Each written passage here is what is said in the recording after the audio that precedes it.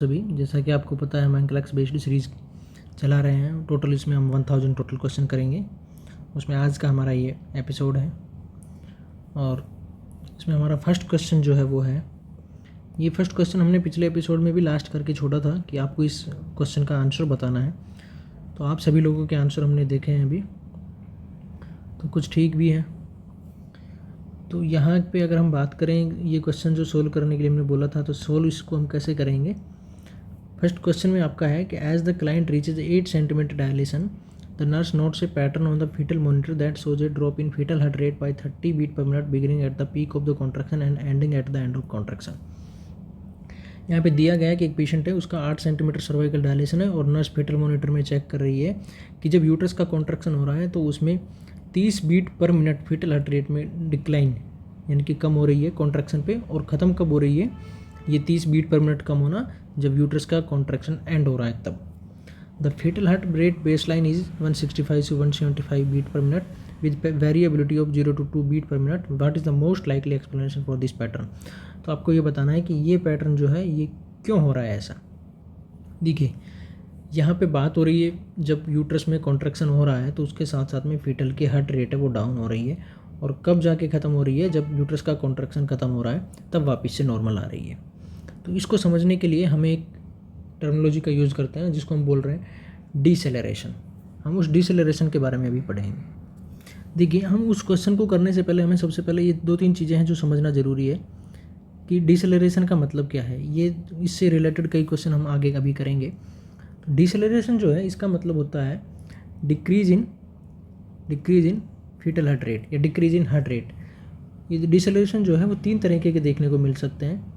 Early deceleration, दूसरा है late deceleration, और तीसरा है वेरिएबल डिसेलरेशन। डिसेलरेशन मतलब होता है डिक्रीज इन हार्ट रेट। ये 3 तरीके से हमें देखने को मिल सकता है, लेट, अर्ली। तो अर्ली डिसेलरेशन की अगर हम बात करें तो अर्ली डिसेलरेशन में क्या होता है, decrease in fetal heart rate due to compression of fetal head. यानी कि जब बेबी की या फीटस की डिलीवरी हो रही है उस टाइम जो मदर के जो सॉफ्ट टिश्यू है, वेजाइनल कैनाल है, सर्विक्स कैनाल है, स्टेशंस जो हैं, उनके बीच में जब फीटस का हेड आएगा तो उसका कंप्रेशन होगा, और उस कंप्रेशन की वजह से बच्चे में जो वेगस नर्व है वो स्टिमुलेट होगी, और जब वेगस नर्व स्टिमुलेट होगी तो बच्चे की जो हार्ट रेट है वो कम होगी। यानी कि फीटल हेड का मदर के बर्थ कैनाल में, वेजाइनल कैनाल में, स्टेशन की वजह से, सॉफ्ट टिश्यू और सर्विक्स की वजह से जब फीटस हेड का कंप्रेशन होगा तो वेगस नर्व बच्चे में स्टिमुलेट होगी, और वेगस नर्व जब स्टिमुलेट होगी तो बच्चे की जो फीटल हार्ट रेट है वो डाउन होगी। इसको हम बोल रहे हैं अर्ली डिसेलरेशन। ये एक नॉर्मल प्रोसेस है और इसमें हमें कोई भी नो इंटरवेंशन रिक्वायर्ड, हमें इसमें कुछ भी करने की ज़रूरत नहीं है। जब बेबी का या फीटस का हेड डिलीवर हो जाएगा तो ये वापस से अवस्था नॉर्मल आ जाएगी। इसमें जो है फीटल हार्ट रेट है वो 110 से कम हो जाएगी, लेकिन 110 से ज़्यादा रहेगी, 100 से ज़्यादा रहेगी। अर्ली डिसेलरेशन में जो फीटल हार्ट रेट है वो 110 से कम हो जाएगी लेकिन 100 से ज़्यादा रहेगी। यानी कि 100 और 110 के बीच में फीटस हार्ट रेट हमें देखने को मिलेगी, और जब फीटस हेड की डिलीवरी हो जाएगी उस टाइम में वापस से फीटल हार्ट रेट है जो बढ़ जाएगी, जो कि कंप्रेशन ऑफ फीटल हेड के कारण 110 या 110 से कम आ गई थी। तो ये एक नॉर्मल प्रोसेस है और इसमें हमें कुछ भी इंटरवेंशन करने की ज़रूरत नहीं है। दूसरा यहाँ पे बताया गया है लेट डिसेलरेशन। लेट डिसेलरेशन क्या है, लेट डिसेलरेशन में जो डिक्रीज इन हार्ट रेट है, लेट डिसेलरेशन में जो डिक्रीज इन हार्ट रेट है वो अर्ली डिसेलरेशन में जैसे हो रहा है वैसे ही होता है। यानी कि decrease in fetal heart rate जैसा अर्ली डिसेलरेशन में है वैसे ही होगा, यानी कि फीटस हार्ट रेट है वो कम होगी। बट कब कम होने लगेगी, begins with uterine contraction and return to normal after uterine contraction end. यानी कि इसमें भी लेट डिसेलरेशन में भी जो बेबी की जो फीटस हार्ट रेट है या फीटल की जो हार्ट रेट है वो डाउन होगी, लेकिन वो डाउन होना कब स्टार्ट होगी, जब यूट्रस में कॉन्ट्रैक्शन स्टार्ट होगा तब फीटस हार्ट रेट डाउन होना स्टार्ट होगी। और कब तक होती रहेगी, जब तक कि यूट्रस नॉर्मल रिटर्न नहीं आ जाता, यानी कि जब तक का उसका कॉन्ट्रैक्शन जो है वो ख़त्म नहीं हो जाता। जैसे कॉन्ट्रैक्शन स्टार्ट हुआ उस टाइम फीटल हार्ट रेट कम होना स्टार्ट होगी, और जब तक कॉन्ट्रैक्शन होता रहेगा तब तक यूट्रस का कॉन्ट्रैक्शन जब तक होता रहेगा तब तक फीटस की हार्ट रेट है वो कम होती रहेगी, और जब कॉन्ट्रैक्शन एंड हो जाएगा तब वापस से नॉर्मल आ जाएगी। इसको हम बोल रहे हैं लेट डिसेलरेशन। लेट डिसेलरेशन में क्या होगा कि जब यूट्रस का कॉन्ट्रैक्शन होने के साथ साथ में बेबी में जो फीटस हार्ट रेट है वो कम हो रही है, तो कॉन्ट्रैक्शन के कारण जो ब्लड सप्लाई जो है, जो यूट्रो प्लेसेंटल सप्लाई है, यूट्रो प्लेसेंटल यूट्रस से जो प्लेसेंटा में ब्लड की सप्लाई है या ऑक्सीजन की सप्लाई है वो भी कॉन्ट्रैक्शन के कारण कम हो जाएगी। और जब कम हो जाएगी तो इसका मतलब है कि बेबी को फीटस से, यानी कि फीटस को प्लेसेंटा से जो ऑक्सीजन की सप्लाई है वो कम हो जाएगी। इसलिए जब लेट डिसेलरेशन होगा तो हमें उसमें क्या इंटरवेंशन करने की ज़रूरत है।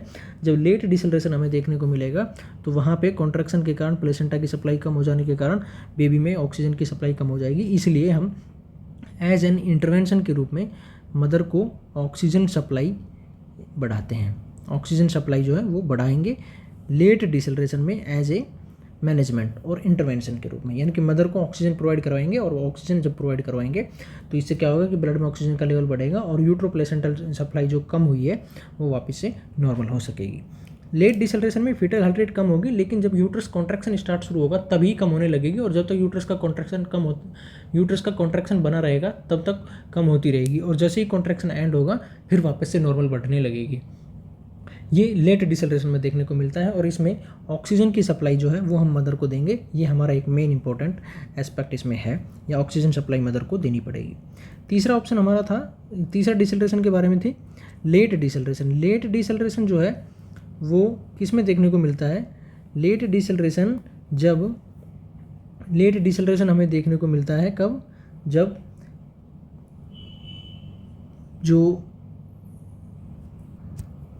जो अम्बिलिकल कोड है, अम्बिलिकल कोड जो है उसका कंप्रेशन अगर हो जाए, कंप्रेशन ऑफ अम्बिलिकल कोड, जब अम्बिलिकल कोड का कंप्रेशन हो जाएगा तो उस कंप्रेशन किस वजह से होता है, फीटस के हेड की वजह से कंप्रेशन हो सकता है, सॉफ्ट टिश्यू की वजह से कंप्रेशन हो सकता है, या और कोई दूसरी वजह से भी कंप्रेशन हो सकता है। तो जब कोड का कंप्रेशन हो जाएगा तो उस कोड वाले कंप्रेशन वाली दिक्कत में क्या होगा कि जो बेबी की जो फीटस हार्ट रेट है वो डाउन होने लगेगी, डिक्रीज होने लगेगी, decrease in fetal heart rate.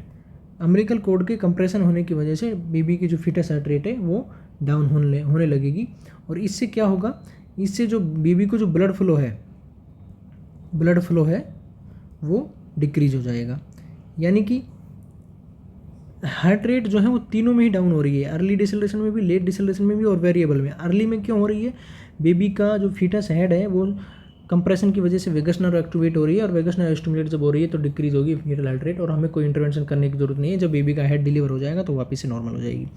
Late deceleration में क्या हो रहा है, लेट डिसेलरेशन में जो है वो फीटस हार्ट रेट है वो डाउन हो रही है, लेकिन कब स्टार्ट हो रही है, जब यूट्रस का कॉन्ट्रैक्शन स्टार्ट हुआ है तभी फीटस हार्ट रेट डाउन होने लगेगी, और जब यूट्रस का कॉन्ट्रैक्शन जो खत्म हो जाएगा तब वापस से नॉर्मल आ जाएगी। इसमें हमें क्या करना है, जो यूट्रस प्लेसेंटल सफिशिएंसी है, यानी कि यूट्रो प्लेसेंटा में जो ब्लड सर्कुलेशन की वजह से जो ऑक्सीजन की कमी हो जाएगी बेबी में, उसको दूर करने के लिए हम मदर को ऑक्सीजन की सप्लाई करेंगे, ये इंटरवेंशन करेंगे। और वेरिएबल डिसेलरेशन में क्या होगा कि अम्बिलिकल कोड का कंप्रेशन हो रहा है, और अम्बिलिकल कोड का कंप्रेशन होने की वजह से बच्चे की फीटल हार्ट रेट कम होगी, और फीटल हार्ट रेट कम होने का कारण यहाँ पे क्या हुआ, जब अम्बिलिकल कोड का कंप्रेशन होगा तो जो ब्लड फ्लो है वो भी कम हो जाएगा, और ब्लड फ्लो कम होगा तो उसको हम दूर करने के लिए यहाँ पे क्या है कि जो वेरिएबल डिसेलरेशन में अम्बिलिकल कोड की कंप्रेशन अगर less than 70 beat per minute, fetus की heart rate umbilical cord compression की वजह से अगर 70 बीट पर मिनट तक आ गई है, और अगर ये लगभग 60 सेकंड तक ऐसे ही रही है, यानी कि लगभग 1 मिनट तक 70 बीट पर मिनट अगर अम्बिलिकल कोड कंप्रेशन की वजह से बच्चे की या फीटस की हार्ट रेट रही है, तो ये हमारे लिए ज़्यादा सिग्निफिकेंट है। इस कंडीशन में हमें क्या करना पड़ेगा, हम फर्स्ट इंटरवेंशन के रूप में यहाँ पे क्या यूज़ करेंगे, पोजीशन चेंज करेंगे मदर की, पोजीशन चेंज करेंगे मदर की, क्योंकि जो ग्रेविड यूट्रस है, प्रेग्नेंट यूट्रस है, वो उसकी वजह से हो सकता है कि एक तो मदर को जो ब्लड सप्लाई है इंफीरियर वेना केवा के थ्रू वापस हार्ट की तरफ वो कम हो रही हो, और दूसरा अगर हम पोजीशन चेंज करेंगे तो इसका मतलब है कि जो बेबी अंदर है उसकी पोजीशन भी चेंज होगी, और हो सकता है कोड कंप्रेशन जो मान लीजिए बेबी के हेड से हो रहा था तो उसको रिलीव किया जा सके। दूसरा करेंगे हम, कोड कंप्रेशन होने की वजह से ब्लड फ्लो भी कम हो गया, और ब्लड फ्लो कम हो गया तो ऑक्सीजन की सप्लाई भी कम हो गई, तो उसको दूर करने के लिए हम बेबी को, मदर को ऑक्सीजन की सप्लाई बढ़ाएंगे या ऑक्सीजन सप्लाई देंगे, पोजीशन चेंज करेंगे, ऑक्सीजन की सप्लाई देंगे। और अगर हमने कोई इन्फ्यूजन चला रखा है जैसे पिटोसिन का या सिंटोसिन का, ऑक्सीटोसिन का, उसको हम डिसकंटिन्यू करेंगे। तो डिसकंटिन्यू कर देंगे, क्योंकि अगर डिसकंटिन्यू कर देंगे तो जो कोड कंप्रेशन की वजह से, कॉन्ट्रैक्शन की वजह से जो कोड कंप्रेशन हो रहा है तो उसको भी रिलीव किया जा सकता है। इसलिए ये तीन यहाँ पे इंपॉर्टेंट है, इन तीनों से रिलेटेड क्वेश्चन जरूर से जरूर आता है। अर्ली डिसेलरेशन में नर्स का कोई भी इंटरवेंशन करने की ज़रूरत नहीं है। लेट डिसेलरेशन में, लेट डिसेलरेशन जो है यूट्रो प्लेसेंटल इंसफिशियंसी के कारण होता है। इसमें ऑक्सीजन सप्लाई जो है वो फर्स्ट प्रायोरिटी रहेगी, और वेरिएबल डिसेलरेशन में जो है वो मदर की पोजीशन चेंज करना ये फर्स्ट प्रायोरिटी रहेगी। ये हमने पढ़ा है अभी डिसेलरेशन के बारे में। और एक ऐसे ही वर्ड होता है एसेलरेशन। तो एसेलरेशन का मतलब होता है, एसेलरेशन में भी फीटल हार्ट रेट से ही रिलेटेड है, लेकिन एसेलरेशन में फीटल हार्ट रेट बढ़ती है ना कि कम होती है। और जो एसेलरेशन है उसमें at least 15 beat, at least acceleration में at least 15 beat per minute अगर ये बढ़ती है तो नॉर्मल है। यानी कि जब बेबी कोई भी मूवमेंट कर रहा है और उस मूवमेंट के साथ में 15 बीट पर मिनट तक अगर उस मूवमेंट के साथ में बेबी की फीटल हार्ट रेट बढ़ रही है तो इसका मतलब है कि ये एक नॉर्मल है, रिएक्टिव फीटस हमारा है, बेबी जो है वो नॉर्मल है। और एसेलरेशन जो नोट कर रहे हैं हम, ये भी एक नॉर्मल प्रोसेस होगी। अगर एक मूवमेंट करने पे बेबी में लगभग 15 बीट पर मिनट की फीटल हार्ट रेट जो बढ़ रही है, तो ये एक नॉर्मल प्रोसेस है। अभी हम चलते हैं अपने क्वेश्चन की तरफ। तो क्वेश्चन में अभी हम लौट रहे हैं। तो क्वेश्चन में क्या है, यहाँ पे आपको दिया गया है ये जो fetus heart rate 30 beat per minute जो डाउन हो रही है, इसका मतलब क्या है कि क्या ये बेबी ऐसे जब बेबी सो रहा है इस वजह से डाउन हो रही है। दूसरा है umbilical cord is compress, umbilical cord compress हो गई है इसलिए हो रही है। या there is a vagal response, यहाँ पे वेगल रेस्पॉन्स की वजह से हो रही है। या देयर इज यूटेरो प्लेसेंटल इंसफिशियंसी, या यूटेरो प्लेसेंटल इंसफिशियंसी के कारण हो रही है। देखिए फीटल हार्ट रेट कम हो रही है, इसका मतलब डिसेलरेशन हो रहा है। अभी आपको हमने बताया अगर वेगल रेस्पॉन्स की वजह से हो रही है तो इसका मतलब है कि ये अर्ली डिसेलरेशन है, अर्ली डिसेलरेशन अगर वेगल रेस्पॉन्स की वजह से हो रही है तो। और अगर अम्बिलिकल कॉर्ड की वजह से हो रही है तो ये वेरिएबल डिसेलरेशन है। अगर अम्बिलिकल कॉर्ड की वजह से डिसेलरेशन हो रहा है तो उसको हम बोल रहे हैं वेरिएबल डिसेलरेशन। और अगर यूटेरो प्लेसेंटल इंसफिशियंसी के कारण हो रही है तो इसको हम बोल रहे हैं लेट डिसेलरेशन, लेट डिसेलरेशन। अभी हमने बताया कि जो अर्ली डिसेलरेशन है उसमें कोई भी इंटरवेंशन करने की ज़रूरत नहीं है, ठीक है। तो ये ऑप्शन आपका यहाँ पे गलत हो जाएगा। इसमें आपसे पूछा गया what is the most likely explanation. तो इनमें से क्या है, हमने अभी बताया था कि जो लेट डिसेलरेशन है वो यूटेरो प्लेसेंटल से इंसफिशियंसी के कारण होता है। और कब होता है, फीटस की हार्ट रेट डाउन होने लगेगी कब, जब यूट्रस का कॉन्ट्रैक्शन स्टार्ट होगा। और कब तक होती रहेगी, जब तक यूट्रस का जो कॉन्ट्रैक्शन है वो खत्म नहीं हो जाता। जैसे क्वेश्चन में दिया गया है peak of the contraction and ending at the end of contraction, यानी कि जब स्टार्ट हुआ है कॉन्ट्रैक्शन होना तब से स्टार्ट होना, डिक्रीज होना कम होगी, स्टार्ट होगी, और जब तक होती रहेगी जब तक कॉन्ट्रैक्शन एंड नहीं होगा तब तक। तो ये जो क्वेश्चन है, यानी कि ये जो वर्ड है, ये जो स्टेटमेंट है, ये बता रहा है कि ये यूटेरो प्लेसेंटल इंसफिशियंसी है। यानी कि लेट डिसेलरेशन में जो फीटस हार्ट रेट है वो डाउन होने लगेगी जब यूट्रस का कॉन्ट्रैक्शन स्टार्ट होगा, और तब तक होती रहेगी जब तक यूट्रस का कॉन्ट्रैक्शन एंड नहीं होगा। इसलिए आपका जो आंसर है वो डी जाएगा। There is a utero placental insufficiency because there is a late deceleration, there is a late deceleration. Baby asleep है या बेबी सो रहा है इसकी वजह से डाउन नहीं होगी। अम्बिलिकल कॉर्ड कंप्रेस्ड है इसलिए भी डाउन नहीं हो रही, क्योंकि अगर अम्बिलिकल कॉर्ड कंप्रेशन की वजह से होती है तो उसको हम वेरिएबल डिसेलरेशन बोलते हैं। और वेरिएबल डिसेलरेशन में क्या है कि वो कॉन्ट्रैक्शन, यूट्रस के कॉन्ट्रैक्शन के स्टार्ट होने और यूट्रस के कॉन्ट्रैक्शन के खत्म होने से उसका कोई रिलेशन नहीं है। इसलिए बी ऑप्शन भी आपका गलत होगा। इसलिए D option is the correct answer. Late deceleration देखने को मिलेगा यूटेरो प्लेसेंटल इंसफिशियंसी के कारण, और ये कॉन्ट्रैक्शन यूट्रस के कॉन्ट्रैक्शन के साथ में डिक्रीज होना स्टार्ट होगी फीटल हार्ट रेट, और तब तक होती रहेगी जब तक यूट्रस का कॉन्ट्रैक्शन एंड नहीं हो जाता। इसलिए डी ऑप्शन जो है वो हमारा सही आंसर होगा। नेक्स्ट क्वेश्चन हमारा है the nurse notes variable deceleration on fetal monitor strip, the most appropriate initial action would be to. हमने अभी बताया था कि जो वेरिएबल डिसेलरेशन है वो वेरिएबल डिसेलरेशन किस में देखने को मिलता है, variable deceleration compression of umbilical cord, compression of, जब अम्बिलिकल कोड का कंप्रेशन होगा उसकी वजह से वेरिएबल डिसेलरेशन देखने को मिलता है। तो जब वेरिएबल डिसेलरेशन हो रहा है तो उसमें कंप्रेशन होने की वजह से, अम्बिलिकल कोड के कंप्रेशन होने की वजह से हम इंटरवेंशन क्या करते हैं, पोजीशन चेंज, मदर की पोजीशन चेंज करते हैं। तो यहाँ पे क्या ऑप्शन आपका सही होगा, मोस्ट अप्रोप्रिएट इनिशियल एक्शन क्या होगा, रीपोजिशन द क्लाइंट, इसलिए सी ऑप्शन जो है हमारा ये सही होगा। नोटिफाइंग टू द डॉक्टर ये होगा, लेकिन हम पहले पोजीशन चेंज करेंगे उसके बाद में डॉक्टर को नोटिफाई करेंगे, इसलिए ये ऑप्शन गलत हो जाएगा। डॉक्यूमेंट द फाइंडिंग, फाइंडिंग को नोट करेंगे लेकिन सबसे पहले नहीं करेंगे। इनिशियल एक्शन आपसे पूछा गया है। रीएडजस्ट द मॉनिटर, मॉनिटर को रीएडजस्ट करने की यहाँ पे कोई जरूरत नहीं है क्योंकि वेरिएबल डिसेलरेशन जो है वो compression of the umbilical cord के कारण होता है, और जब कंप्रेशन ऑफ अम्बिलिकल कोड हो रहा है तो इसका मतलब है कि हमें पेशेंट को या क्लाइंट को या प्रेग्नेंट लेडी को रिपोजिशन, उसकी पोजिशन चेंज करने की जरूरत है, इसलिए ऑप्शन सी है जो ये हमारा सही आंसर होगा। नेक्स्ट क्वेश्चन हमारा है, which of the following is a characteristics of reassuring fetal heart rate pattern. अभी हमने थोड़ी देर पहले ही बात की थी सेशन के स्टार्ट होने में कि जब हम बात कर रहे हैं डिसेलरेशन का तो उसके साथ साथ में हम एसेलरेशन की भी बात की थी। एसेलरेशन का मतलब होता है, एसेलरेशन का मतलब है increase in fetal heart rate, fetus के हार्ट रेट में बढ़ना। Which is the characteristic of reassuring fetal heart rate pattern, यानी कि इनमें से कौन सा feature reassuring fetal heart rate का पैटर्न है। रीएश्योरिंग मतलब जो कि कोई भी ज़्यादा प्रॉब्लमेटिक नहीं है, अश्योर कर रहा है कि आपका जो बेबी है वो एक नॉर्मल बेबी है, रेस्पॉन्सिव बेबी है। तो इसमें क्या आंसर आएगा आपका वो चूज करना है।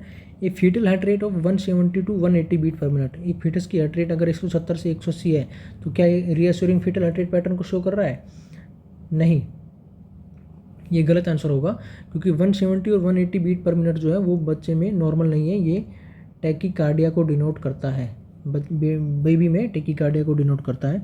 बेसलाइन वेरिएबिलिटी ऑफ 25 से 35 बीट पर मिनट, क्या जब बेबी मूवमेंट करेगा तो उसमें एक मूवमेंट के साथ में 25 से 30 बीट पर मिनट का चेंज हो रहा है, तो क्या ये नॉर्मल है, नहीं, ये रीएश्योरिंग फीटस के हार्ट रेट पैटर्न नहीं है।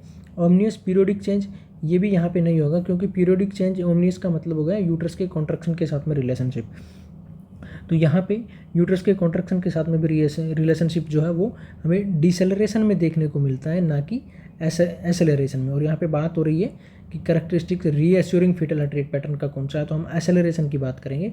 और acceleration of fetal heart rate with fetal movement, ये हमारा ऑप्शन यहाँ पे सही होगा।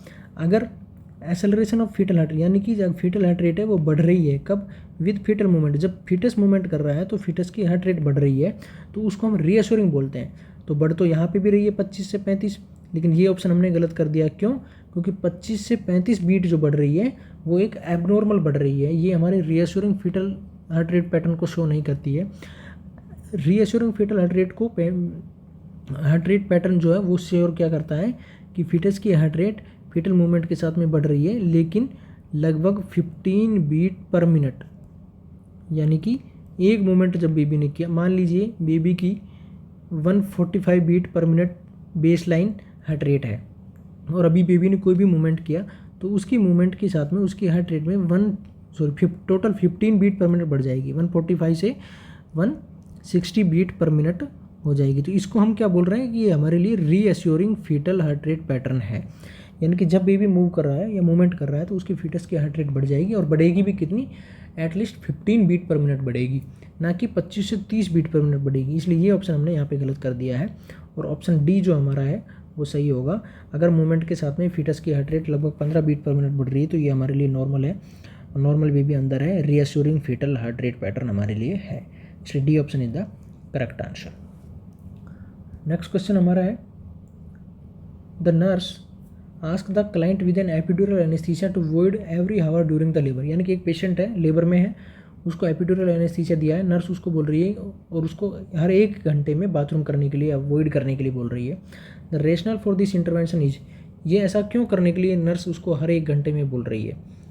फर्स्ट ऑप्शन है the bladder feel more rapidly because of medication used in the epidural. क्या एपिड्यूरल मेडिसिन में एपिड्यूरल एनेस्थीसिया जब हमने लगाया है तो उसमें जो मेडिसिन यूज की है उसकी वजह से क्या पेशेंट का ब्लैडर बार बार भर रहा है? नहीं, ऐसा नहीं होता है, क्योंकि एपिड्यूरल एनेस्थीसिया हम जो मेडिसिन यूज़ करते हैं उसकी वजह से ब्लैडर जो बार बार फुल नहीं होता है, इसलिए ये ऑप्शन यहाँ पे गलत होगा। दूसरा है her level of consciousness is such that she is in a trance like state.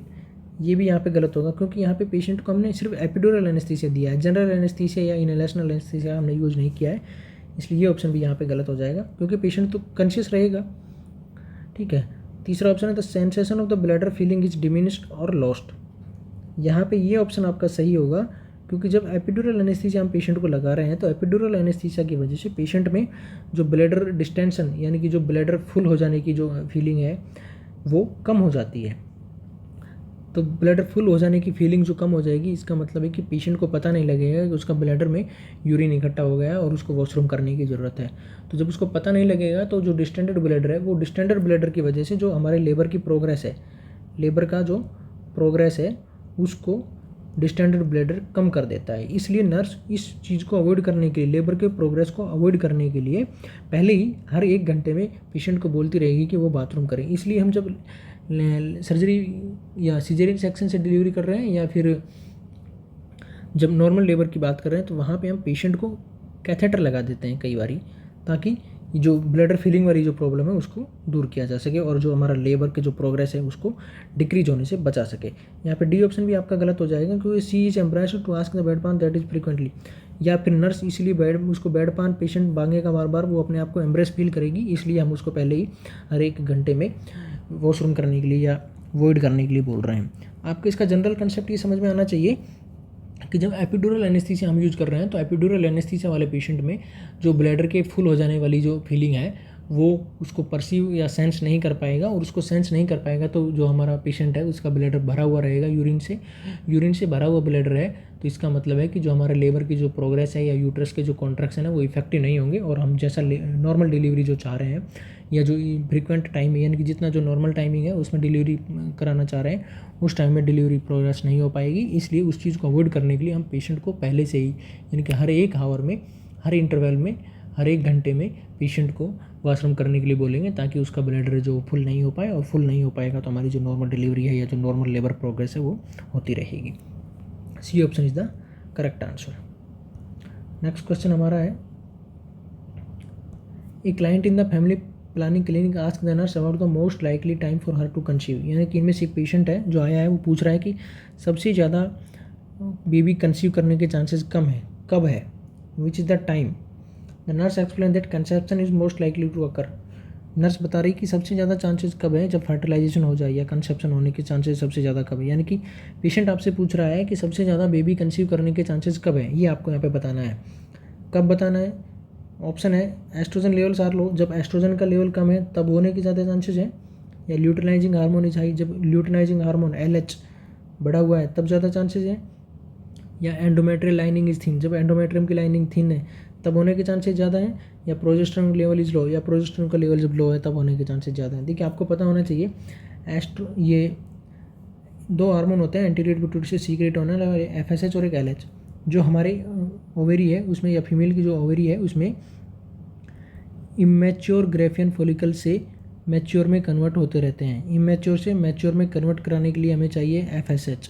तो फॉलिकल स्टिमुलेटिंग हार्मोन जो है वो इमेच्योर ग्रेफियन फॉलिकल्स को मैच्योर ग्रेफियन फॉलिकल्स में कन्वर्ट करता है। तो जब मैच्योर ग्रेफियन फॉलिकल्स हो जाता है तो मैच्योर ग्रेफियन फॉलिकल्स जो है वो रप्चर होता है, मैच्योर ग्रेफियन फॉलिकल्स रप्चर होता है किसकी प्रेजेंस में?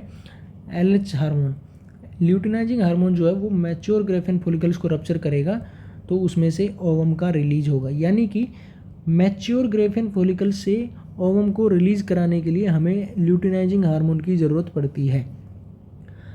ल्यूटिनाइजिंग हार्मोन की ज़रूरत पड़ती है मैच्योर ग्रेफियन फॉलिकल से ओवम को रिलीज कराने के लिए, और जब ओवम रिलीज होगा तभी कंसीव होने के चांसेस बढ़ेंगे। इसीलिए जब ल्यूटिनाइजिंग हार्मोन का लेवल हाई है उसी टाइम पे ओवम का रिलीज होगा, और ओवम का रिलीज जब होगा तभी कंसीव होने के या फर्टिलाइजेशन होने के चांसेस ज़्यादा हैं। इसलिए ये बी ऑप्शन जो है आपका सही होगा। ल्यूटिनाइजिंग हार्मोन अगर ज़्यादा है तब कंसीव होने के या रप्चर ग्रेफियन फॉलिकल्स रप्चर होगा और उसमें से ओवम का रिलीज होगा और तभी ज़्यादा चांसेस होंगे। ए ऑप्शन आपका यहाँ पे गलत हो जाएगा क्योंकि estrogen level is low. Estrogen का लेवल जब हाई है तब ज़्यादा चांसेज होते हैं, ना कि लो होने पर, इसलिए ए ऑप्शन गलत होगा। Endometrial thin lining is thin, endometrium की लाइन अगर थिक है, थिक अगर लाइन है इसका मतलब है कि एंडोमेट्रियम जो लेयर है वो रेडी हो चुकी है प्रोडक्ट को कंसीव करने के लिए या इम्प्लांट करने के लिए, इसलिए जो सी ऑप्शन है ये भी गलत हो जाएगा। यहाँ पे थिन दिया गया है। The progesterone level is low, जब प्रोजेस्टेरॉन का लेवल हाई होगा या इंक्रीज होगा या हाई होगा तब ज़्यादा कंसीव होने के चांसेस रहते हैं, ना कि लो लेवल में, इसलिए ये 3 ऑप्शन यहाँ पे गलत हो जाएंगे। और जो बी ऑप्शन है वो आपका सही होगा कि luteinizing hormone is responsible for the rupture of the Graafian follicles. When Graafian follicles are ruptured there is an release of the ovum, and when the ovum meet the sperm there is more and more chances of fertilization and conceiving the baby. तो अगर हम यहाँ पे बात करें luteinizing hormone की, तो luteinizing hormone जो है वो ल्यूटिनाइजिंग हार्मोन का अगर लेवल 70 नैनोग्राम पर ml, ल्यूटिनाइजिंग हार्मोन का लेवल अगर मोर देन 70 नैनोग्राम पर ml है तो ये ओवुलेशन कराता है, यानी कि रप्चर ग्रेफियन फॉलिकल्स जो मैच्योर हो चुका है उसको रप्चर कराएगा और ओवम का रिलीज कराएगा। तो ओवम का रिलीज कराने के लिए ल्यूटिनाइजिंग हार्मोन रेस्पॉन्सिबल है, और ल्यूटिनाइजिंग हार्मोन का लेवल अगर 70 नैनोग्राम पर ml से ज़्यादा है तो इसका मतलब है कि ये ओवुलेशन करा सकता है। तो इसलिए ल्यूटिनाइजिंग हार्मोन का लेवल ओवुलेशन के टाइम पे 70 नैनोग्राम पर ml से ज़्यादा रहता है। बी ऑप्शन हमारा यहाँ पे सही आंसर होगा। नेक्स्ट क्वेश्चन हमारा है, a client tell the nurse that she plans to use the rhythm method of birth control, the nurse is aware that success of the rhythm method depend on the, यानी कि एक patient है वो बता रहा है नर्स को कि वो अपना बर्थ कंट्रोल बेबी के लिए या फैमिली प्लानिंग के लिए रिदम मेथड का यूज़ करती है। तो nurse is aware that success of the rhythm method depend on, nurse को पता होना चाहिए कि जो रिदम मेथड है वो क्या है और रिदम मेथड जो है वो इनमें से किस मेथड पे डिपेंड करता है, या जो रिदम मेथड है वो उसकी सक्सेस इनमें से किस चीज़ पे डिपेंड करती है। रिदम मेथड का मतलब हो गया है कि मान लीजिए रिदम मेथड को हम जो एक नॉर्मल तरीके से अगर बात की जाए रिदम मेथड में जो फर्टाइल पीरियड है, फर्टाइल पीरियड यानी कि जिसमें कंसेप्ट फर्टिलाइजेशन या कंसीव होने के ज़्यादा चांसेस हैं उसको अवॉइड कर दिया जाता है। सेक्स को अवॉइड कर देंगे अगर फर्टिलाइल पीरियड में, तो उसको हम बोल रहे हैं रिदम मेथड। और फर्टाइल पीरियड रिदम मेथड में कितना होता है, मेथड में 12 से 17, यानी कि जिस मेंस्ट्रुअल साइकिल का मान लीजिए आज ये एक मेंस्ट्रुअल साइकिल की हम बात करें और ये 1 तारीख है और ये 28 तारीख है और 1 तारीख को किसी को ब्लीडिंग स्टार्ट हुई है, यानी कि ये मेंस्ट्रुअल साइकिल स्टार्ट हुई है, तो वहाँ पे 12 से लेकर के 17 दिन, 12 से 17 दिन का ये जो टाइम पीरियड है ये हमारा फर्टाइल पीरियड है। तो इस पीरियड में, फर्टाइल पीरियड में अगर सेक्स नहीं करेंगे या फर्टाइल पीरियड में सेक्स नहीं करेंगे रिदम मेथड में, तो ये जो पीरियड है 12 से 17 वाला, इसमें कंसीव होने के या चांसेस होने के, फर्टिलाइजेशन होने के चांसेस नहीं है, इसको हम रिदम मेथड बोल रहे हैं। यानी कि कोई भी एक हमारा साइकिल है उसमें हम फर्टाइल पीरियड में कोइटस नहीं कर रहे हैं तो कंसीव होने के चांसेस नहीं है, ये एक रिदम बना लिया है और ये एक रिदम मेथड हो गया है। तो ये रिदम मेथड किस चीज़ पे डिपेंड करता है, किस चीज़ की इसमें सक्सेस होने के लिए क्या चीज़ ज़्यादा इंपॉर्टेंट है। एज ऑफ द क्लाइंट से रिदम मेथड का कोई भी रिलेशन नहीं है। रिदम मेथड में किसी भी एज के क्लाइंट के लिए यूज़ किया जा सकता है। दूसरा है frequency of intercourse, frequency of intercourse का भी यहाँ पे कोई रिलेशन नहीं है। चौथा आपका है range of the clients temperature, client temperature जो है वो बेसल बॉडी टेम्परेचर से रिलेटेड है, ना कि फर्टाइल पीरियड और रिदम मेथड से।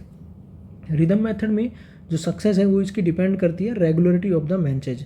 अगर किसी पेशेंट में या किसी कैंडिडेट में मेंसेज की रेगुलरिटी कंटिन्यूअस है, यानी कि जो एक नियम पीरियड जो है उसका वो एक फिक्स इंटरवल के बाद में, मान लीजिए अभी 28 डेज़ का आया तो फिर नेक्स्ट भी 28 डेज़ का आएगा, फिर नेक्स्ट 28 डेज़ का आएगा, इसलिए से पूरी कंप्लीट साइकिल चल रही है, तो उसका साइकिल का या मेंसेज का रेगुलर होना ज़रूरी है। अगर साइकिल इरेगुलर हो जाएगी तो हम उसमें फर्टाइल पीरियड जो है उसको एग्जैक्ट कैलकुलेट नहीं कर पाएंगे, और एग्जैक्ट कैलकुलेट नहीं कर पाएंगे इसका मतलब है कि बेबी को, पेशेंट जो है या कैंडिडेट जो है वो फर्टिलाइजेशन वहाँ पे हो सकता है और बेबी कंसीव कर सकता है। इसलिए जो रिदम मेथड है उसके सक्सेस के लिए फीमेल के मेंसेस जो है वो रेगुलर होने चाहिए, और अगर इरेगुलर मेंसेस होंगे तो हम फर्टाइल पीरियड को काउंट नहीं कर पाएंगे, और फर्टाइल पीरियड काउंट नहीं कर पाएंगे तो इसका मतलब है कि वहाँ पे फर्टिलाइजेशन होने के चांसेस हो सकते हैं। दूसरा क्वेश्चन यहाँ पे अगर हम बात कर लें तो रिदम मेथड जो है उसकी एफिकेसी वो लगभग 76% होती है। रिदम मेथड अगर कोई यूज़ कर रहा है तो उसमें एफिकेसी 76% होती है। तो यहाँ पे सी ऑप्शन आपका सही होगा कि रेगुलरिटी ऑफ द मेंसेज है वो डिपेंड करती है रिदम मेथड के सक्सेस होने पर। नेक्स्ट क्वेश्चन हमारा है, a client with diabetes ask the nurse for advice regarding method of birth control, which method of birth control is most suitable for the client with diabetes. यानी कि एक diabetes वाला patient है, वो पूछ रहा है कि उसको कौन सा बर्थ कंट्रोल के लिए कौन सा मेथड यूज़ करना चाहिए, इंट्रायूट्राइन डिवाइस यूज़ करनी चाहिए या ओरल कॉन्ट्रासेप्टिव या डायफ्राम या कॉन्ट्रासेप्टिव स्पंज, ये आपसे यहाँ पे पूछा गया है। तो अगर यहाँ पे बात करें इंट्रायूट्राइन डिवाइसेस की, तो इंट्रायूट्राइन डिवाइसेस जो है वो यूट्रस के अंदर इन्फ्लामेशन क्रिएट करती है, यूट्रस में इन्फ्लामेशन क्रिएट करती है, और इन्फ्लामेशन क्रिएट कर रही है इसका मतलब है कि डायबिटीज़ वाले पेशेंट में मान लीजिए अगर इन्फ्लामेशन है और इन्फ्लामेशन की वजह से कोई वहाँ पे अल्सर या कोई भी जो इंट्रायूट्राइन डिवाइसेस हैं वो यूट्रस की लेयर को पेनिट्रेट कर सकती है, वहाँ पे बार बार इरिटेशन की वजह से अल्सर को क्रिएट कर सकती है। और अगर डायबिटीज़ वाले पेशेंट में ये हो रहा है तो इसका मतलब है कि अल्सर जो है वो हील नहीं हो पाएगा और वो कॉम्प्लिकेशन क्रिएट करेगा। इसलिए जब हम डायबिटीज़ वाले पेशेंट में बर्थ कंट्रोल के मेथड की बात करते हैं तो हम उनको इंट्रायूट्राइन डिवाइस यूज़ करने के लिए मना करते हैं। ये हमारा ऑप्शन यहाँ पे गलत होगा। दूसरा है ओरल कॉन्ट्रासेप्टिव पिल्स। तो ओरल कॉन्ट्रासेप्टिव पिल्स जो हैं ये प्रेग्नेंट लेडी में ब्लड शुगर लेवल को बढ़ा देते हैं, ब्लड शुगर के लेवल को बढ़ाते हैं। और अगर डायबिटीज़ पेशेंट में ब्लड शुगर लेवल पहले से ही बढ़ा हुआ है और ओरल कॉन्ट्रासेप्टिव अगर पेशेंट ले रहा है तो और भी ज़्यादा बढ़ जाएगा, तो वो और भी ज़्यादा कॉम्प्लिकेशन क्रिएट करेगा। इसलिए बी ऑप्शन भी यहाँ पे हमारा गलत होगा कि हम डायबिटीज़ वाले पेशेंट को ओरल कॉन्ट्रासेप्टिव पिल्स भी नहीं देते हैं। तीसरा था कॉन्ट्रासेप्टिव स्पंज। तो कॉन्ट्रासेप्टिव स्पंज का यूज़ भी हम प्रेग्नेंट लेडी जो डायबिटीज़ वाली है उसके लिए यूज़ नहीं करते हैं। और डायफ्राम जो है वो हमारा एक बैरियर मेथड जो आता है, बैरियर मेथड है बर्थ कंट्रोल का, इसका यूज़ किया जाता है। बैरियर मेथड में ही आते हैं ये मेल और फीमेल कॉन्डोम्स। तो मेल कॉन्डोम्स या डायफ्राम्स इनका हम डायबिटीज़ के पेशेंट में एज एन कॉन्ट्रासेप्टिव यूज कर सकते हैं, और सी ऑप्शन जो है वो हमारा ये सही होगा। इंट्रायूट्राइन डिवाइसेस, ओरल कॉन्ट्रासेप्टिव और कॉन्ट्रासेप्टिव स्पंज ये यूज नहीं करते हैं। और सी ऑप्शन जो है डायफ्राम या बैरियर मेथड जैसे कॉन्डोम, फीमेल कॉन्डोम, डायफ्राम, ये सब हम यूज कर सकते हैं डायबिटीज़ वाले पेशेंट में बर्थ कंट्रोल के मेथड को यूज कर सकते हैं। सी ऑप्शन हमारा यहाँ पे सही होगा। नेक्स्ट क्वेश्चन है, the doctor suspect that the client has an ectopic pregnancy, which symptom is consistent with diagnosis of ectopic pregnancy. एक पेशेंट है जिसका एक्टोपिक प्रेगनेंसी है, तो इनमें से कौन सा सिम्टम पेशेंट में देखने को मिलेगा, ये आपसे पूछा गया है। Painless vaginal bleeding. Painless vaginal bleeding किस में देखने को मिलती है? Placenta previa. इसलिए ये ऑप्शन यहाँ पे गलत होगा, क्योंकि यहाँ पे पेशेंट कौन है आपका? एक्टोपिक प्रेगनेंसी वाला, और एक्टोपिक प्रेगनेंसी वाले में पेनलेस वेजाइनल ब्लीडिंग देखने को नहीं मिलती है। पेनलेस वेजाइनल ब्लीडिंग किस में देखने को मिलती है? प्लेसेंटा प्रीविया में। प्लेसेंटा प्रीविया क्या होता है? लोअर सेगमेंट, यूट्रस के लोअर सेगमेंट में अगर प्लेसेंटा है तो उसको हम बोलते हैं प्लेसेंटा प्रीविया, और प्लेसेंटा प्रीविया में पेनलेस वेजाइनल ब्लीडिंग देखने को मिलती है, इसलिए ये ऑप्शन यहाँ पे आपका गलत होगा।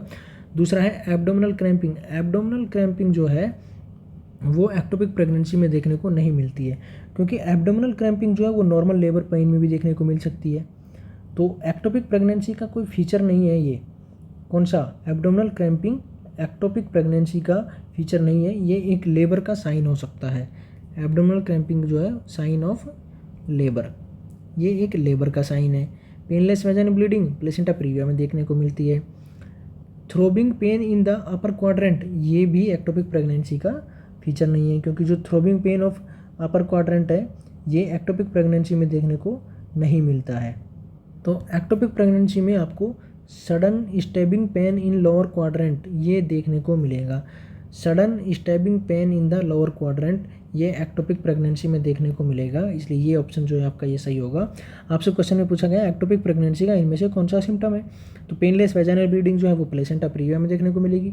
एब्डोमिनल क्रैम्पिंग लेबर का साइन है। Throbbing pain in the upper quadrant ये भी नहीं मिलेगा देखने को। तो sudden stabbing pain in the lower quadrant ये हमें देखने को मिलेगा। Option D is the correct answer. Next question हमारा है the client with hyperemesis gravidarum is at risk for developing, यानी कि एक पेशेंट है हाइपरइमेसिस ग्रेविडम वाला, उसको इनमें से कौन सी चीज़ें डेवलप होने के चांसेज हैं। आपसे पूछा गया है यहाँ पे respiratory alkalosis without dehydration, metabolic acidosis with dehydration, respiratory acidosis without dehydration, metabolic alkalosis with dehydration. तो अभी यहाँ पे बताना है आपको, देखिए हाइपरइमेसिस ग्रेविडम वाले पेशेंट में क्या होता है कि वोमिटिंग बार बार होती है, इंक्रीज्ड वोमिटिंग। हाइपरइमेसिस ग्रेविडम में इंक्रीज वोमिटिंग देखने को मिलेगी। इंक्रीज वोमिटिंग देखने को मिलेगी, इसका मतलब क्या है कि ग्लूकोज की जो सप्लाई है सेल को वो कम हो जाएगी। Decrease glucose supply to the cell, decrease glucose supply होगी तो फैट का ब्रेकडाउन होगा। फैट का ब्रेकडाउन होगा तो फैट के ब्रेकडाउन होने से कीटोन बॉडीज़ बनेगी, और कीटोन बॉडीज़ जो होती हैं वो एसिडिक नेचर की होती हैं। कीटोन बॉडीज़ एसिडिक नेचर की होती हैं, तो कीटोन बॉडीज जो एसिडिक नेचर की होती है उसकी वजह से ब्लड का पीएच डिक्रीज होगा, यानी कि ब्लड एसिडिक हो जाएगा। और जब एसिडिक ब्लड होगा तो उसको हम बोलते हैं क्या, एसिडोसिस बोलते हैं। तो यहाँ पे पेशेंट में एसिडोसिस होगा। बी ऑप्शन हमारा यहाँ पे सही होगा, क्योंकि मेटाबॉलिक एसिडोसिस पेशेंट में देखने को मिलेगा।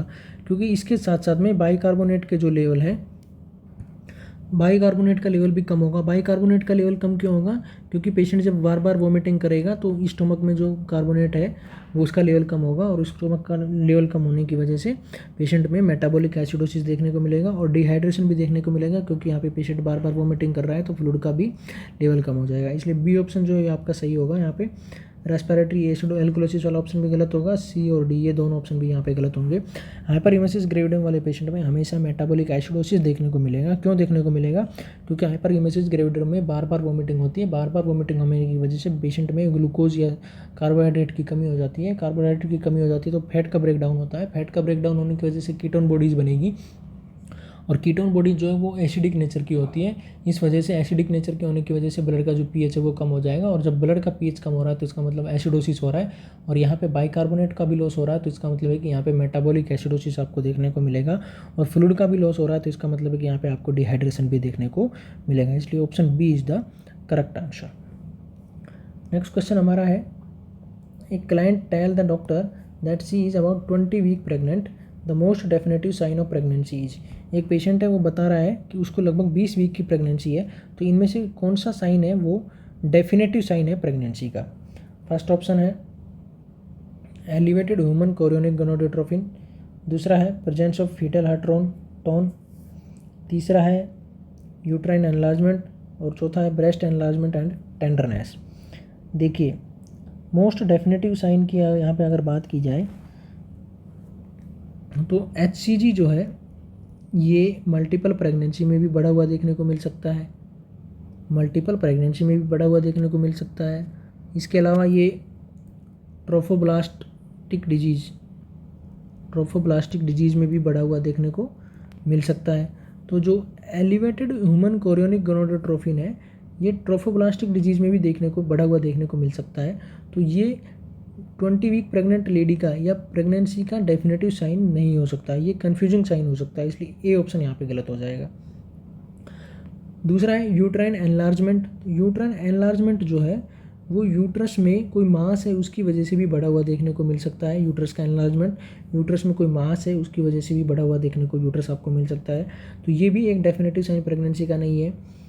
चौथा था breast enlargement and tenderness. Breast enlargement and tenderness भी प्रेगनेंसी का डेफिनेटिव साइन नहीं है, क्योंकि ब्रेस्ट एनलार्जमेंट जो है ब्रेस्ट में अगर कोई मास है उसकी वजह से भी हो सकता है, और जब मेंसेज स्टार्ट होते हैं तो उसकी वजह से भी ब्रेस्ट में टेंडरनेस देखने को मिल सकता है। तो option A, C and D ये तीनों यहाँ पे गलत हो जाएंगे। Most definitive sign of pregnancy की अगर बात की जाए तो बी ऑप्शन हमारा सही होगा, क्योंकि अगर पेशेंट में फीटल हार्ट टोन या फीटल हार्ट रेट आपको फील हो रही है या फीटल हार्ट टोन फील हो रही है तो इसका मतलब है कि कैंडिडेट प्रेग्नेंट है, और ये एक डेफिनेटिव साइन है प्रेगनेंसी का, इसलिए option B is the correct answer. Next question हमारा है, the nurse is caring for a neonate whose mother is diabetic, the nurse will expect the neonate to be, यानी कि एक डायबिटिक मदर है, उसका न्यूनेट है, तो पूछा गया कि न्यूनेट को इनमें से क्या देखने को मिल सकता है डायबिटिक मदर वाले पेशेंट में। Hypoglycaemic small for gestational age, hyperglycaemic large for gestational age, hypoglycaemic large for gestational age, hyperglycaemic small for gestational age. यानी कि आपसे इनडायरेक्टली ये पूछा जा रहा है डायबिटिक मदर है तो उसके नियोनेट में हाइपरग्लाइसीमिया होगा या हाइपोग्लाइसीमिया होगा, और स्मॉल फॉर गेस्टेशनल एज होगा या लार्ज फॉर गेस्टेशनल एज होगा, ये आपसे यहाँ पे पूछा गया। तो देखिए अगर यहाँ पे बात की जाए न्यूनेट की, तो न्यूनेट जो है डायबिटिक मदर का उसमें हाइपोग्लाइसीमिया देखने को मिलेगा। यहाँ पे आपका ऑप्शन जो है वो सी सही होगा, क्योंकि हाइपोग्लाइसीमिया क्यों देखने को मिलेगा, हाइपोग्लाइसीमिया इसलिए देखने को मिलेगा कि जब पेशेंट यानी कि फीटस जब अंदर है तो उसमें हाइपरग्लाइसीमिया मिलेगा। देखिए यहाँ पे दो चीज़ें कन्फ्यूजन कर सकती है आप में कि जो फीटस अंदर है यानी कि बेबी जब फीटस के रूप में अंदर है उसमें हाइपरग्लाइसीमिया होगा, लेकिन नियोनेट में हाइपोग्लाइसीमिया होगा। तो नियोनेट का आपसे पूछा गया है तो नियोनेट में हाइपोग्लाइसीमिया होगा। क्यों होगा नियोनेट में हाइपोग्लाइसीमिया, क्योंकि जब बेबी फीटस के रूप में अंदर है तो उसमें शुगर का अमाउंट बढ़ा हुआ है यानी कि हाइपरग्लाइसीमिया है, और उस हाइपरग्लाइसीमिया को या उस शुगर को लेवल को कम करने के लिए या मैनेज करने के लिए बेबी का इंसुलिन प्रोडक्शन है वो बढ़ाएगा। बेबी में शुगर का लेवल बढ़े हुए होने के कारण उसके शुगर के लेवल को मैनेज करने के लिए बेबी का इंसुलिन का प्रोडक्शन वो भी बढ़ेगा, और जब बेबी डिलीवर हो जाता है तो वहाँ पे डिलीवर हो जाने के बाद में प्लेसेंटा से सब सेपरेट हो जाने के बाद में बेबी में शुगर का लेवल ट्रांसफ़र होना यानी कि शुगर का ट्रांसफ़र होना या कार्बोहाइड्रेट का ट्रांसफ़र होना तो कम हो जाता है, लेकिन उसका जो इंसुलिन प्रोडक्शन जो बढ़ा हुआ है पहले हाइपरग्लाइसीमिया को कंट्रोल करने के कारण वो अभी भी बढ़ा हुआ रहता है। तो शुगर का लेवल कम होगा लेकिन इंसुलिन का लेवल बढ़ा हुआ है, इसीलिए बेबी में शुगर का लेवल कम हो जाने की वजह से और इंसुलिन का प्रोडक्शन बढ़े हुए रह जाने की वजह से हाइपोग्लाइसीमिया यहाँ पे देखने को मिलेगा। तो अगर हम बात करें नियोनेट की, तो नियोनेट में हाइपोग्लाइसीमिया हमें देखने को मिलेगा। दूसरा ऑप्शन भी इसमें था लार्ज फॉर गेस्टेशनल एज, बच्चे का जो साइज़ है वो gestational age, large for gestational age का मतलब है कि जितने टाइम का आपको बच्चा लग रहा है टर्म बेबी है, लेकिन उसका जो बॉडी फिजिक है वो बड़ा हुआ देखने को मिलेगा, बढ़ा देखने को मिलेगा यानी कि बड़ा देखने को मिलेगा, क्योंकि इसमें मैक्रोसोमिक बेबी देखने को मिलेगा।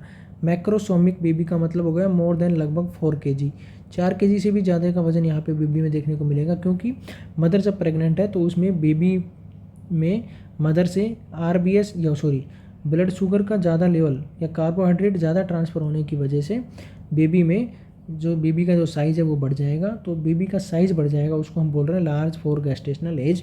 तो जब भी बात करेंगे हम डायबिटिक मदर के न्यूबॉर्न बेबी की, तो न्यूबॉर्न बेबी जो डायबिटिक मदर का है वो हाइपोग्लाइसीमिक हमें देखने को मिलेगा और लार्ज फॉर गेस्टेशनल एज देखने को मिलेगा। इसलिए ऑप्शन सी जो है आपका ये सही आंसर होगा। ऑप्शन ए, बी और डी ये तीनों ऑप्शन यहाँ पे गलत हो जाएंगे। और अगर यहाँ पे बात कर ले हम फीटस की, डायबिटिक मदर के फीटस में, तो फीटस में हाइपरग्लाइसीमिया देखने को मिलेगा, हाइपरग्लाइसीमिया फीटस में, क्योंकि वो अंदर ही है अभी। और न्यूबॉर्न बेबी की अगर बात करें या न्यूनेट की अगर बात करें तो उसमें हाइपोग्लाइसीमिया देखने को मिलेगा। न्यूबॉर्न बेबी की बात करें या न्यूनेट की बात करें तो उसमें हाइपोग्लाइसीमिया, और फीटस की अगर बात करें तो हाइपरग्लाइसीमिया देखने को मिलेगा। इसलिए ये ऑप्शन जो सी है यहाँ पे आपका ये सही होगा। नेक्स्ट क्वेश्चन हमारा है, which of the following instruction should be included in the nurses teaching regarding oral contraceptive. Oral contraceptive को टीच के बारे में टीचिंग कराने के लिए इनमें से कौन सा इंस्ट्रक्शन नर्स ऐड करेगी, ये आपसे यहाँ पे पूछा गया है। देखिए, weight gain should be reported to the physician. अगर पेशेंट ओरल कॉन्ट्रासेप्टिव ले रहा है तो क्या उसका वेट गेन होगा, और अगर वेट गेन हो रहा है तो फिजिशियन को रिपोर्ट करना है, ये यहाँ पे पूछा गया है। तो अगर बात की जाए ओरल कॉन्ट्रासेप्टिव के वेट गेन की, तो ओरल कॉन्ट्रासेप्टिव में क्या है कि 5 से 10 LBS वेट गेन हो सकता है। 1 LBS की अगर बात की जाए तो लगभग 452 ग्राम के आसपास होता है। 1 LBS लगभग 452 या 453 ग्राम के आसपास होता है। तो ओरल कॉन्ट्रासेप्टिव में वेट गेन होता है, लेकिन इतना वेट गेन नहीं होता है कि वो फिजिशियन को इन्फॉर्म किया जाए। ठीक है, ए ऑप्शन यहाँ पे आपका गलत हो जाएगा। वेट गेन जो है उसको इन्फॉर्म करने की ज़रूरत नहीं है, तो ओरल कॉन्ट्रासेप्टिव के टीचिंग के रिगार्डिंग बात की जा रही है। दूसरा है an alternate method of birth control is needed when taking antibiotic. ये ऑप्शन आपका यहाँ पे सही होगा। नर्स जब ओरल कॉन्ट्रासेप्टिव के बारे में बता रही है तो इस बात को ज़रूर से ज़रूर बताएगी कि अगर alternate method of birth control use किया जाना चाहिए कब, अगर पेशेंट एंटीबायोटिक मेडिकेशन के साथ साथ में ओरल कॉन्ट्रासेप्टिव पिल्स ले रहा है तो। ऐसा क्यों कि मान लीजिए कोई भी पेशेंट है और उसको कोई एंटीबायोटिक मेडिकेशन चल रही है, तो एंटीबायोटिक मेडिकेशन जो है अगर वो पेशेंट ओरल कॉन्ट्रासेप्टिव भी ले रहा है और उसी में एंटीबायोटिक मेडिकेशन चल रही है, तो जो एंटीबायोटिक है वो ओरल कॉन्ट्रासेप्टिवनेस के इफेक्टिवनेस को कम कर देगी, ओरल कॉन्ट्रासेप्टिव के इफेक्टिवनेस को कम कर देगी। इसका मतलब ओरल कॉन्ट्रासेप्टिव मेडिकेशन है वो अपना काम अच्छे से नहीं कर पाएगी। इसका मतलब है कि बर्थ कंट्रोल का मेथड वो प्रॉपर नहीं होगा। तो इसीलिए हम ओरल कॉन्ट्रासेप्टिव वाले पेशेंट में जिसको एंटीबायोटिक भी चल रहा है और ओरल कॉन्ट्रासेप्टिव भी अगर वो ले रही है तो उसके साथ साथ में उसको दूसरा मेथड ऑफ बर्थ कंट्रोल भी यूज़ करना पड़ेगा, alternate method like female barrier या मेल बैरियर, जैसे मेल कॉन्डोम, फीमेल कॉन्डोम और डायफ्राम्स, ये सब उसको यूज़ करने पड़ेंगे अगर वो एंटीबायोटिक मेडिकेशन के साथ साथ में ओरल कॉन्ट्रासेप्टिव अगर ले रही है तो, क्योंकि एंटीबायोटिक जो है वो ओरल कॉन्ट्रासेप्टिवनेस के इफेक्टिवनेस को कम कर देगा। इसलिए यहाँ पे दूसरे मेथड ऑफ बर्थ कंट्रोल है वो यूज़ करने पड़ेंगे। बी ऑप्शन हमारा यहाँ पे सही होगा। तीसरा ऑप्शन में दिया गया था if the client misses one और more pill, 2 pill should be taken for 1 day. ये ऑप्शन यहाँ पे गलत हो जाएगा। Change in the menstrual flow should be reported to the physician. हाँ, ये तो नॉर्मल है, ये मेंस्ट्रुअल फ्लो में चेंज देखने को मिलेगा जब ओरल कॉन्ट्रासेप्टिव लेते हैं तब। इसीलिए मोस्ट इंपॉर्टेंट थिंग यहाँ पे ये है कि ओरल कॉन्ट्रासेप्टिव पिल अगर पेशेंट कोई भी ले रहा है और उसके साथ में एंटीबायोटिक मेडिकेशन ले रहा है तो उसका कोई दूसरा मेथड बर्थ कंट्रोल के लिए यूज़ करना पड़ेगा, ताकि उसकी जो ओरल कॉन्ट्रासेप्टिव की इफेक्टिवनेस जो कम हो गई है और बेबी कंसीव होने के जो चांसेस हो गए हैं उसको कम किया जा सके। ठीक है, नेक्स्ट क्वेश्चन हमारा है The nurse is discussing breastfeeding with a postpartum client. Breastfeeding is contraindicated in the postpartum client with, हाँ, यानी कि कोई भी पेशेंट है ब्रेस्ट फीडिंग करवा रहा है तो आपसे पूछा गया है कि ब्रेस्ट फीडिंग किस केस में यहाँ पे कॉन्ट्राइंडिकेटेड होगी। डायबिटिक मदर में ब्रेस्ट फीडिंग कॉन्ट्राइंडिकेटेड होती है? नहीं। हाइपरटेंशन में? नहीं। थायराइड डिजीज़ में? नहीं। तो थायराइड डिजीज़ है मदर को, या हाइपरटेंशन है, या डायबिटीज़ है, तो वो इन तीनों ही कंडीशंस में बेबी को ब्रेस्ट फीडिंग करवा सकती है। लेकिन अगर मदर पॉजिटिव HIV है तो बेबी को ब्रेस्ट फीडिंग नहीं कराएगी। इसलिए ऑप्शन बी जो है हमारा ये सही होगा, क्योंकि पॉजिटिव बेबी जो है, पॉजिटिव मदर अगर HIV वाली है, पॉजिटिव HIV वाली मदर है तो बेबी को ब्रेस्ट फीडिंग कॉन्ट्राइंडिकेटेड होती है। इसके अलावा अगर हम बात करें तो और कौन कौन से केसेस में कॉन्ट्राइंडिकेटेड होती है ब्रेस्ट फीडिंग? लिथियम, मदर अगर लिथियम थेरेपी ले रही है या लिथियम मेडिकेशन ले रही है, मदर अगर रेडिएशन थेरेपी पे है, मदर अगर रेडिएशन थेरेपी पे है तो भी ब्रेस्ट फीडिंग कॉन्ट्राइंडिकेटेड होती है। मदर अगर एंटी मेटाबोलाइट मेडिकेशन ले रही है, एंटी मेटाबोलाइट मेडिकेशन या एंटी कैंसर मेडिकेशन अगर मदर ले रही है तो भी ब्रेस्ट फीडिंग कॉन्ट्राइंडिकेटेड होती है। या बेबी में गैलेक्टोसीमिया या फिनाइल कीटोन यूरिया, ये दोनों मेटाबॉलिक डिसऑर्डर अगर है बेबी में तो भी मेटाबॉलिक डिसऑर्डर अगर गैलेक्टोसीमिया और फिनाइल कीटोन यूरिया अगर बेबी में है तो भी ब्रेस्ट फीडिंग कॉन्ट्राइंडिकेटेड रहती है। इन सभी कंडीशंस में ब्रेस्ट फीडिंग कॉन्ट्राइंडिकेशन है। और HIV पॉजिटिव अगर मदर है तो भी ब्रेस्ट फीडिंग कॉन्ट्राइंडिकेटेड रहती है। इसलिए ऑप्शन बी हमारा सही होगा। ब्रेस्ट फीडिंग कॉन्ट्राइंडिकेटेड होती है लिथियम थेरेपी वाली मदर में, रेडिएशन थेरेपी मदर में, एंटी कैंसर मेडिकेशन जो मदर ले रही है उसमें, बेबी में galactosaemia, phenyl ketone urea metabolic disorder है तो भी, और अगर मेबी जो बेबी की मदर है वो HIV पॉजिटिव है तो भी ब्रेस्ट फीडिंग कॉन्ट्राइंडिकेटेड रहती है। इसलिए यहाँ पे बी जो है ये हमारा आंसर सही होगा। नेक्स्ट क्वेश्चन हमारा है a client is admitted to the labour and delivery unit complaining of vaginal bleeding with very little discomfort, the nurse first action should be to. एक पेशेंट है लेबर और डिलीवरी वाली unit में present है आपके पास में, कंप्लेन कर रहा है vaginal bleeding with very little discomfort, थोड़े से डिस्कम्फर्ट के साथ में वेजाइनल ब्लीडिंग हो रही है। तो nurse first action should B, nurse का इनमें से फर्स्ट एक्शन क्या होगा ये आपसे यहाँ पे पूछा गया है। तो आज का हम सेशन यहीं पे ख़त्म कर रहे हैं। आपको कमेंट सेक्शन में बताना है कि इनमें से कौन सा ऑप्शन आपका सही आंसर होगा इस पेशेंट के लिए या इस क्वेश्चन के लिए। आज का सेशन हमारा यहीं ख़त्म हो रहा है। अगले सेशन में जब हम शुरू करेंगे तो इस क्वेश्चन के जो हम अभी आपकी स्क्रीन पर जो दिखाई दे रहा है, इस क्वेश्चन को सोल्व करवाते हुए फर्स्ट क्वेश्चन हम यहीं से शुरू करेंगे। आज का सेशन यहीं ख़त्म है। थैंक यू आप सभी का कोऑपरेशन के लिए।